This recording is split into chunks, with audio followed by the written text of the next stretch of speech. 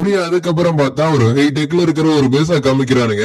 ஜீட்டா அங்க இருக்கிற ஏதோ ஒரு பொருளை தேடி வந்திருக்கா. ஆனா அந்த பொருளை யாரோ ஆல்ரெடி எடுத்துட்டு போயிருக்காங்க. அப்படியே ஒருத்தன் ஜீட்டாவை கொல்றதுக்காக பாக்குறான். ஆனா ஜீட்டா அவனை அசால்ட்டா கொண்டாடுறா. அப்படியே சீன் கட் பண்ணி எக்ஸலான் இருக்கால, அவ எல்லாருக்கும் முன்னாடி உட்காந்துக்கிட்டு பியானோ வாசிச்சிட்டு இருக்கா. நேத்தி நடந்ததை வச்சு பாக்குறப்ப ரோஸோட அம்மாவை அவன் பணைய கைதியை வச்சுக்கிட்டு அவளை கண்ட்ரோல் பண்றதுக்கு பாக்குறான். அதனால இந்த பிரச்சனையை முடிச்சுக்கிட்டதுக்கான ஒரே வழி பணைய கைதியை காப்பாற்ற வேண்டியதுதான் அப்படின்னு நம்ம ஹீரோ யோசிச்சுட்டு இருக்க, இவன் என்ன பண்றான்னா நம்ம ஹீரோக்கு பக்கத்துல வந்து உட்காந்துடுறா.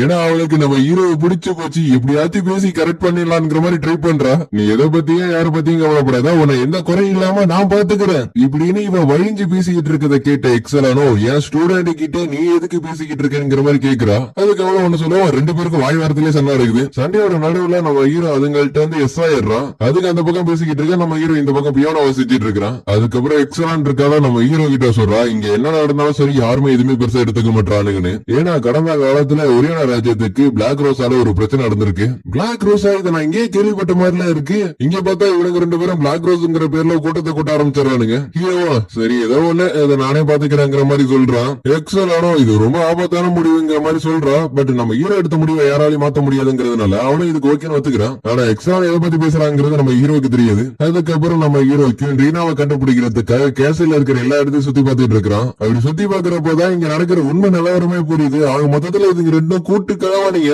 கல்யாணம் முடிஞ்சதுக்கு அப்புறம் அவ தேவையே பட மாட்டான். அதனால அவளை நம்ம கொன்னலாம். அப்படியே அதுங்க கொஞ்சம் கொலாவிட்டு இருக்கிறத பார்த்து நம்ம ஹீரோவும் இதெல்லாம் கொஞ்சம் கூட நல்லதுக்கே இல்லைங்கிற மாதிரி நினைக்கிறான். ஃபேண்டசியா போக வேண்டிய கதையில இதெல்லாம் தேவையில்லாம இருக்கு. இருந்தாலும் நம்ம ஹீரோவுக்கு இன்னொரு ஐடியாவும் வருது. அது வேற எதுவும் இல்ல, பிரின்சஸ் ரோஸ் இருக்கால, அவள்கிட்ட நடக்கிறது எல்லாத்தையும் எடுத்து காட்டினா உடனே அவ ஆக்ஷன்ல இறங்கி அதுக்கப்புறம் ஒரு சர்வ அதிகாரியா மாறிடுவா. அதுக்கப்புறம் ரோஸ் இருக்கால, அவளோட மேடிட்ட பேசலாம்னு பாக்குறா. ஆனா அவ எடுத்து எரிஞ்சு பேசிட்டு போயிடுறான். அது கேட்டு ரோஸும் ரொம்ப வருத்தப்படுறான். ஆனா இப்ப என்ன பண்றது, அவளோட அம்மாவை காப்பாத்துறதுக்கு இப்ப அவளுக்கு வேற வழி இல்லையே. அப்படியே பார்த்தா நம்ம ஹீரோ ஷாடோவா என்ட்ரி கொடுக்குறான். அதை பார்த்து அவளும் ஒரு சைண்ட் பயந்துடுறான். ஏன்னா அவ பண்ண துரோகத்துக்கு நம்ம ஹீரோ அவளை கொல்ல வந்திருக்கான்ங்கிற மாதிரி அவன் நினைக்கிறா. ஹீரோவோ என் பின்னாடியே வா, உனக்கு எது உண்மைங்கிறத நான் காட்டுறேன்னு சொல்றான். நம்ம ஹீரோ எதை காட்டியிருப்பாங்கிறது உங்களுக்கு தெரியும் நினைக்கிறேன். ரோஸும் அதை பார்த்துட்டு அவனால அதை ஏத்துக்கவே முடியல.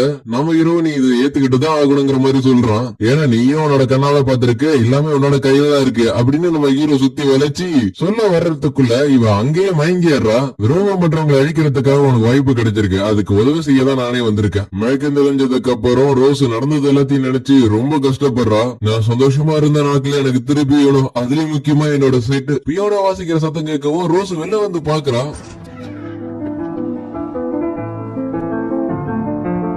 சீடுவா யாரும் கண்டுபிடிக்க முடியாத இடத்துக்கு ஓடி போயிடலாம். ஏன்னா எல்லாருமே என்ன கைவிட்டாலும் எப்பயுமே நீ மட்டும் தான் என் கூடிய இருக்கிற. அதுக்கு நம்ம ஹீரோ இந்த மியூசிக்ல இருக்க இந்த பீஸ் எனக்கு ரொம்ப பிடிக்கும். ஏன்னா இந்த உலகத்தை நான் ரெண்டு விதமா பிரிச்சிருக்கேன், தேவையானது தேவை இல்லாததுன்னு. அதுக்கு ரோஸும் எதனாலன்னு கேக்குறான். ஏன்னா எனக்குன்னு ஒரு கனவு இருக்குன்னு நம்ம ஹீரோ சொல்றான். ஏன்னா நான் நினைச்சதை பண்றதுக்கான நேரம் நிறையவே என்கிட்ட இருந்துச்சு. அதனால என்னையே நான் அதுக்காக அர்ப்பணிச்சு எல்லாத்தையும் நான் விட்டுட்டேன். அப்ப நான் எனக்காக தான் இது எல்லாத்தையுமே பண்ணியா. இருந்தாலும் அதுக்கான சரியான அளவு என்கிட்ட இல்ல. மேக வானத்தையும் மறைச்சாலும் அதால ரொம்ப முக்கியமானதை மறைக்க முடியாது. என்கிட்ட நீ கேட்டீங்கன்னா அது ரொம்ப அழகா இருக்குன்னு நான் சொல்லுவேன். நீ நிறைய விஷயத்த பார்த்தாலும் உனக்கு ரொம்ப முக்கியமானதை நீ அழகிற. அதனாலதான் சொல்றேன், மூன் லைட்ல இருக்கணும், ரொம்ப முக்கியமானதை மட்டும்தான் பாக்கணும். சோ இந்த நிலாவோட வெளிச்சத்துல நீ இந்த உலகத்துல எதை பாக்குற. ரோஸும் அந்த ரிங்க பாத்துட்டு நம்ம ஹீரோ அவளுக்கு ப்ரோபோஸ் பண்ணிருக்காங்கிற மாதிரி நினைக்கிறான். ஆக ரிங்க தொலைச்சிட்டேனா அதை நான் எங்க போட்டேங்கிறது தெரியலையே. அதுக்கப்புறம் குளிக்கும் போது நம்ம ஹீரோ எக்ஸலான பாக்குறான். ஆக சாதாரணமா ஒருத்தன் பார்த்தானா இது ஃபேக்குங்கிறத கண்டுபிடிக்கிறதுக்கு வாய்ப்பே இல்ல. நான் நினைச்ச வேற நீ எல்லாத்தையும் நல்லாவே கண்ட்ரோல் பண்ற. அதுக்கு எக்ஸலானோ அந்த அளவுக்கு இல்லங்கிற மாதிரி சொல்றா. நான் நேரடியா அவளை பார்த்து அவகிட்ட கீழே கொடுத்துட்டேன். இதுக்கப்புறம் எல்லாமே அவளோட கையில தான் இருக்கு. எக்ஸலானோ ஷாக் ஆயிடுற, எதுக்காக நீங்க அவள்கிட்ட கொடுத்தீங்கன்னு. இன்னும் 3 நாள்ல போற ஆரம்பிக்க போகுது, அதுவும் அந்த கல்யாண நாள் அன்னைக்கு இப்படின்னு நம்ம ஹீரோ சொன்னாலும் மனசுக்குள்ள 3 நாள் தான் இருக்கு, அதுக்குள்ள அவ தயாராயிடுவான்னு நினைக்கிறேன். அதுக்கப்புறம் பார்த்தா கல்யாண நாள் வந்துருது. இவன் என்னன்னா ரொம்ப சந்தோஷத்துல இருக்கா. ஏன்னா எல்லாமே கைக்கூடி வந்திருக்கல. ஏன்னா ரிங்க டேம்பர் பண்றதுக்காகவே ராஜா அவரோட ஓன்மொழியை கொடுத்திருக்காரு. சோ அதனாலதான் ராஜாட்ட அந்த ஓனர்ஷிப் பிரின்சஸ் ரோஸுக்கு மாறி இருக்கு. அதை இவங்களுக்கு சொந்தமாக்கிக்கிறதுக்காக இது எல்லாத்தையுமே பண்ணிட்டு இருக்கானுங்க. ஆனா எதிர்பாராத ஒண்ணு என்னன்னா இவங்கிட்ட அந்த ரிங் இல்ல. ஆகா ரிங் எங்க போச்சுங்கிற மாதிரி தேடி தேடி நீ தேடிக்கிட்டு இருக்கான். ஆனா அவனுக்கு அது கிடைக்கல. அதே மாதிரி மறுபடியும் வந்து ஒரு விஷயத்த சொல்றான், நீ எதிர்பார்த்த மாதிரி உனக்கு 12வது சீட்டு கிடைச்சிருச்சுன்னு. இவனுக்கு இப்ப என்ன பண்றதுன்னு தெரியல ஏதாச்சும் சாக்கு போக்கு சொல்லி கொஞ்ச நேரமாச்சும் டைம் கடத்தலாங்கிற மாதிரி நினைக்கிறான். ஆனா எங்க ரோஸை பார்த்தா ரொம்ப வேகமா நடந்து வந்துகிட்டு இருக்கா. இவனும் முடிஞ்ச அளவுக்கு தேடிக்கிட்டு இருக்கா அந்த ரிங்கு கடத்துறாதாங்கிற மாதிரி. ஹீரோவை பார்த்தா கல்யாணத்துக்கு மியூசிக் போட்டுக்கிட்டு இருக்கிறான். ஃபாதரும் உங்களுக்கு கல்யாணத்துக்கு ஓகேங்கிற மாதிரி கேக்குறாரு. இவனும் ஓகேன்னு ஒத்துக்கிட்டாலும் ரோஸ் முடியாதுன்னு சொல்லிடுறா. ஏன் இப்படி சொல்றான்னு இவன் கேக்குறான். அதுக்கு அவள அவனோட அப்பாவுக்கு கொண்டதுல இருந்து ஷாடோ ஆர்கனைசேஷன்ல சேர்ந்தது வரை எல்லாத்தையுமே சொல்றா. அதோட இவன் ராஜாவுக்கு சதி செஞ்சிருக்காங்க சேர்த்து சொல்ல அதுக்கு இவன் ப்ரூஃப் இருக்கான்னு கேக்குறான். அதுக்கு ரோஸ் அதெல்லாம் எனக்கு தேவையில்லைன்னு சொல்றான். இங்கே மரியாதை நல்ல பொண்ணா நடந்துக்க இல்லன்னா என்ன நடக்கும் தெரியுமில, நீ என்ன வேணா பண்ணிக்க, எனக்கு எதுவும் தேவையில்லை, ஏன்னா எனக்கு தேவை உண்மையான லவ் தான் அப்படின்னு நம்ம ஹீரோ கொடுத்த ரிங் அவளோட விரல மட்டும் அடுத்த சைடு அது ஆக்டிவேட் ஆயிடுது. அதுல ஒரு ரெக்கார்டிங் இருக்கு. அதுல ராஜா தான் பேசுறாரு.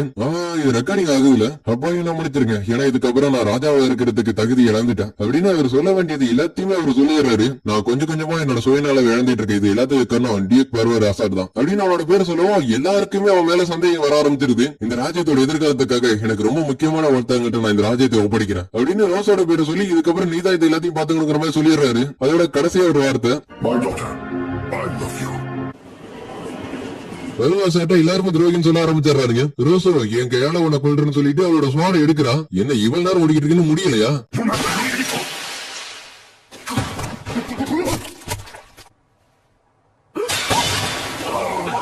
என்ன நடந்துச்சுங்கிற மாதிரி பாத்துட்டு இருக்கிறான். நான் அவனை இன்னும் யூஸ் பண்ணிக்கலாம்னு நினைச்சேன், ஆனா இப்ப என்ன பண்றது, திறமையில இல்லாத கூட்டாளி எல்லாம் வச்சுக்கிட்டா சிக்கல் தான் வரும். ரோசோலி யாருங்கிற மாதிரி கேக்குறான். என்னோட பேரு மோர்கேட், நான் 9th சீட்ல இருக்கிறேன். டோர் ஓபன் பண்றதுக்கு 2 பேருமே ஒரு ஆள்கிட்ட இருக்கணும்னு அவசியம் இல்ல, சிக்னல் கிடைச்சா மட்டுமே போதும்.